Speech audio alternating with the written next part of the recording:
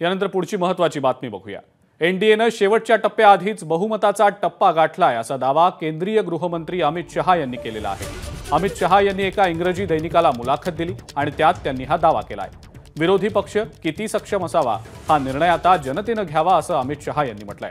अखेरचा टप्पा पार होण्याआधीच एनडीएनं 300 जागांचा आकडा गाठल्याचं त्यांनी म्हटलंय। राज्यामध्ये उद्धव ठाकरेंना पुन्हा सोबत घेणार का या प्रश्नालाही त्यांनी उत्तर दिलंय।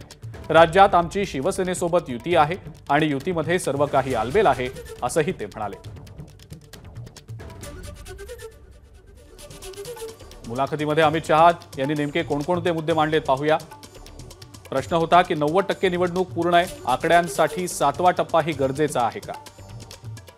त्याला अमित शहांनी उत्तर दिलंय की सत्ता स्थापनेसाठीचे आवश्यक आकडे पहिल्या 5 टप्प्यातच गाठले गेले। त्यानंतरचा प्रश्न विचारला गेला की राहुल गांधींच्या इमेजबाबत लोकांमध्ये मोठा बदल दिसतोय।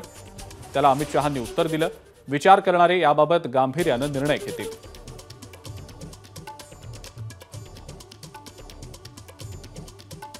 पुढचा प्रश्न विचारला गेला होता की सक्षम विरोधी पक्ष लोकशाहीसाठी आवश्यक आहे असं वाटत नाही का? त्याला अमित शहा यांनी उत्तर दिलं की सक्षम विरोधी पक्ष लोकशाहीसाठी आवश्यक आहे, मात्र त्याचा निर्णयही जनताच घेईल। त्यानंतरचा प्रश्न विचारला गेला होता उद्धव ठाकरेंना तुम्ही सोबत घ्याल का?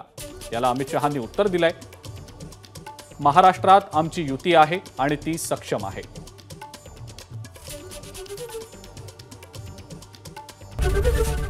एबीपी माझा, उघडा डोळे बघा नीट।